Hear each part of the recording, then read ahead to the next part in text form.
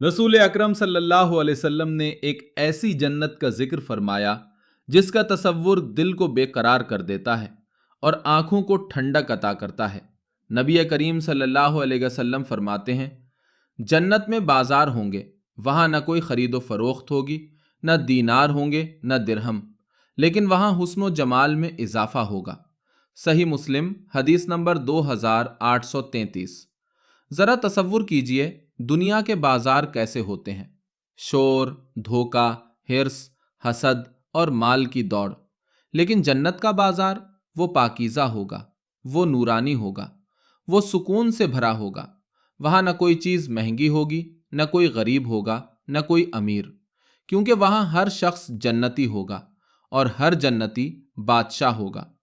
नबी सल्लल्लाहु अलैहि वसल्लम ने हमें बताया कि जन्नत के इन बाजारों में अहले जन्नत जमा होंगे, एक दूसरे से मिलेंगे और अल्लाह के फजल से उनके हुस्न, उनकी खूबसूरती, उनके चेहरों का नूर और ज्यादा बढ़ जाएगा।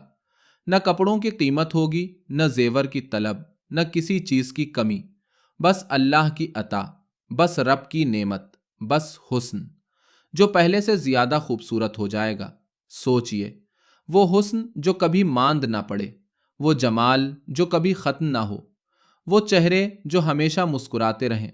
और जब अहले जन्नत अपने घरों को लौटेंगे तो उनके अहल उन्हें पहले से ज्यादा हुसीन पाएंगे और कहेंगे, अल्लाह की कसम, तुम आज पहले से कहीं ज्यादा खूबसूरत हो गए हो। और वो जवाब देंगे, और तुम भी आज हमसे ज्यादा हुसीन हो गए हो। यह है जन्नत, जहां न गम है, न हसरत, न कमी, न जुदाई, बस अल्लाह की रजा और हमेशा रहने वाली खुशी। तो ऐ सुनने वाले, क्या हम इस जन्नत के तालिब नहीं?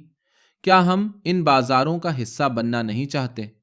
आओ आज ही नीयत करें, अपनी नमाजें सुवारें, अपने अखलाक दुरुस्त करें और इस जन्नत की तैयारी करें जिसका वादा हमारे नबी सल्लल्लाहु अलैहि वसल्लम ने सच सच फरमाया है।